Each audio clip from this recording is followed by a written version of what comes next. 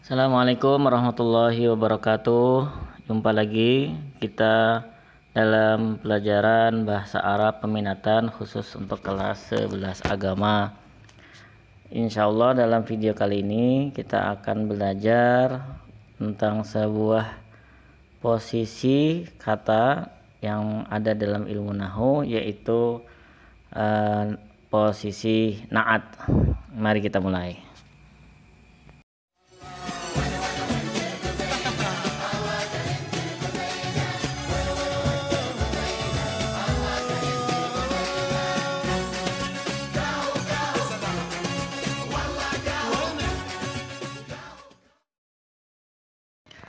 Na'at. Na'at adalah posisi bagi kata yang menjadi sifat untuk kata yang disebutkan sebelumnya. Bapak ulangi, na'at adalah posisi bagi kata yang menjadi sifat untuk kata yang disebutkan sebelumnya. Kata yang disebutkan sebelumnya yang diberi sifat ini diistilahkan man'ut, na'at dan man'ut. Na'at sifatnya, man'ut itu kata yang diberi sifat. Untuk na'at biasanya terjemahannya ditambahi yang. Fungsi dari posisi na'at ini ialah memperjelas kata dengan cara menyebutkan sifat kata tersebut. Bapak ulangi, memperjelas kata dengan cara menyebutkan sifat kata tersebut. Dengan harapan setelah menyebutkan sifat bagi sesuatu atau seseorang tadi, orang yang mendengarkan langsung paham yang mana orang yang dimaksud. Bapak akan berikan contoh di bawah ini. Aliyun yuqabilu aliyan fil maktabi. Aliyun yuqabilu aliyan fil maktabi. Ali bertemu Ali di kantor. Bagi orang yang mendengarkan ini, maka sedikit bingung karena ada dua Ali yang disebutkan di sini. Ali yang mana ini? Ali bertemu Ali yang mana lagi? Nah, jadi untuk membedakannya kita bisa menambahkan sifat untuk memperjelas berita ini. Sebut saja ada dua teman kita yang bernama Ali. Nah, dua-duanya punya nama Ali yang sama. Salah satu Ali ini punya sifat yang kita ketahui dia pintar orangnya. Sementara Ali yang lain ini kita ketahui sifatnya dia tinggi badannya. Nah, jadi kita sisipi sifat agar memperjelas yang mana Ali yang kita maksud. Langsung saja kita sisipkan sifat bagi dua Ali yang ada di kalimat di atas. Aliyun al-mahiru yuqabilu aliyan at-tawila fil maktabi. Kata al-mahiru di sini adalah sifat bagi aliyun yang pertama. Sementara at-tawila adalah sifat bagi aliyan yang disebutkan yang kedua. Jadi artinya sekarang adalah Ali yang pintar bertemu Ali yang tinggi badannya di kantor. Insya Allah dengan menyebutkan sifat bagi masing-masing Ali di sini, orang yang mendengarkan tidak bingung lagi.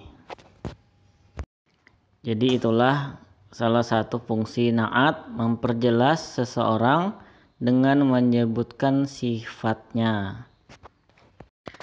Kata sifat disebut berposisi na'at Sementara kata yang disifati disebutnya man'ut.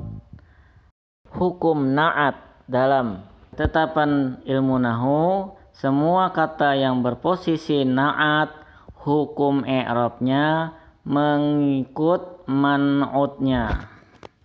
Bapak ulangi, hukum i'rab bagi kata yang berposisi na'at ialah mengikut hukum man'utnya, hukum kata yang disifati. Bila man'utnya rofa, na'at ikut-ikutan rofa. Bila man'utnya nasab, na'at ikut-ikutan nasab. Demikian pula bila man'utnya khafad, na'at juga ikut-ikutan khafad. Bisa kita kembali ke contoh di atas. Bapak akan jelaskan semua i'rabnya. Aliyun al-mahiru yuqabilu aliyan at-tawila fil maktabi. Aliyun yang pertama isim mufrad, posisinya mubtada. Setiap mubtada pasti berhukum rafa. Isim mufrad ketika rafa wajib berakhiran harokat dhammah zahirah. Bacaannya aliyun. Al-mahiru isim mufrad, posisi na'at. Na'at hukumnya mengikut man'utnya. Karena man'utnya aliyun rafa, maka al-mahiru yang posisi na'at ikut-ikutan rafa.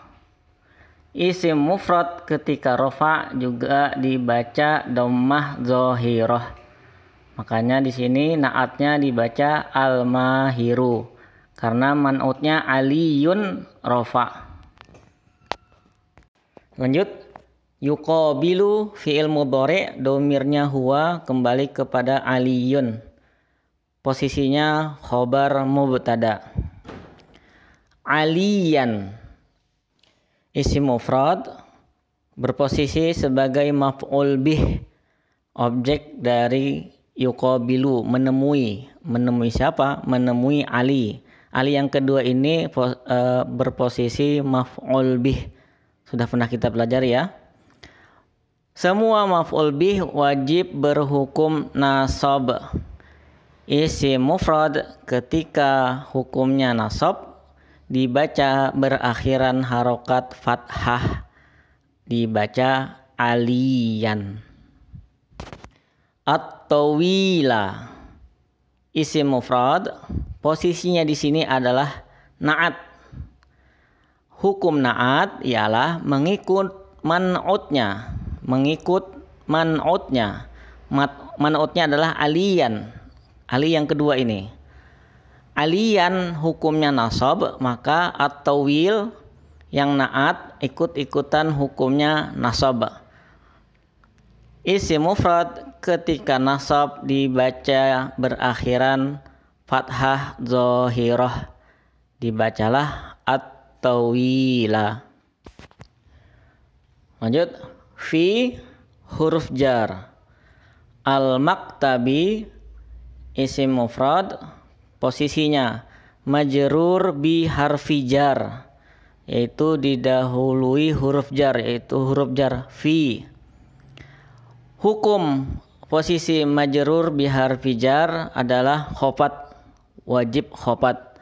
Isim mufrad ketika berhukum khafat dibaca berakhiran kasroh zahirah, al-maktabi. Misalkan kalian bertanya, Pak, bagaimana kalau kantornya ditambahi juga sifatnya?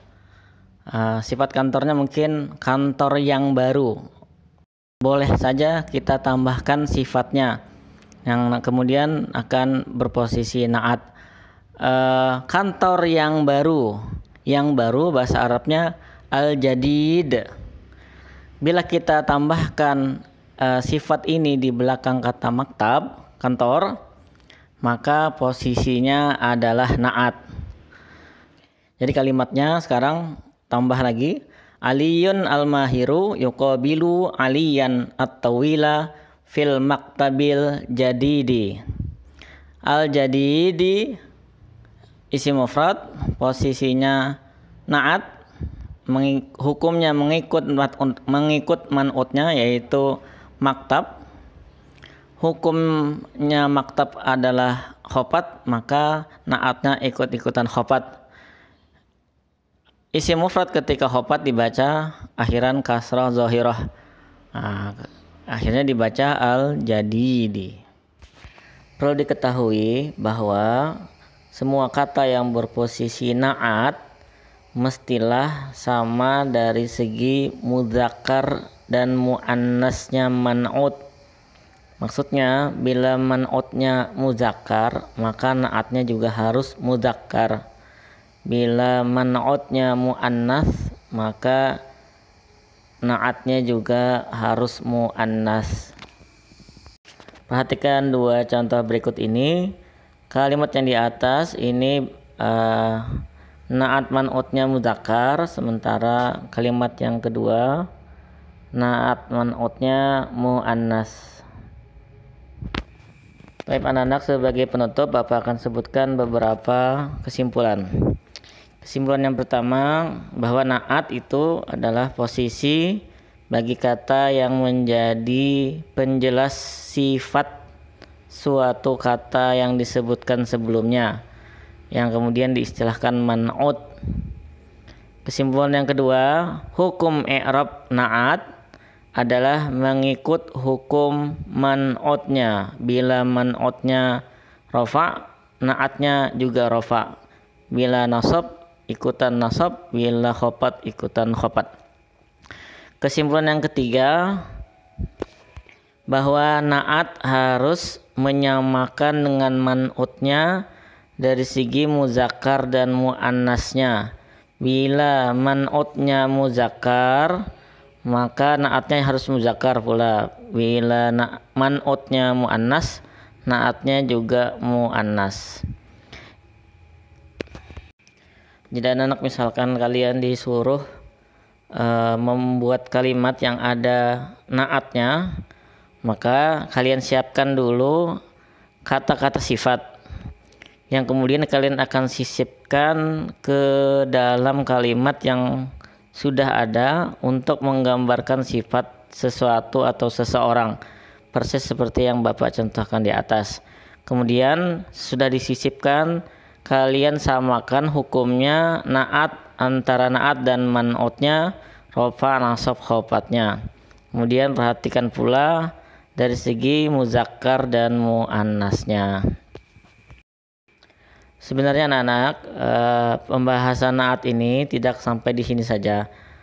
Ada bahasan yang lebih detail lagi yang harus kalian ketahui. Tapi ini anggaplah sebagai pengantar saja dari posisi na'at. Bapak akhiri, mudah-mudahan ada manfaatnya. Billahi taufiq wal hidayah. Wassalamualaikum warahmatullahi wabarakatuh.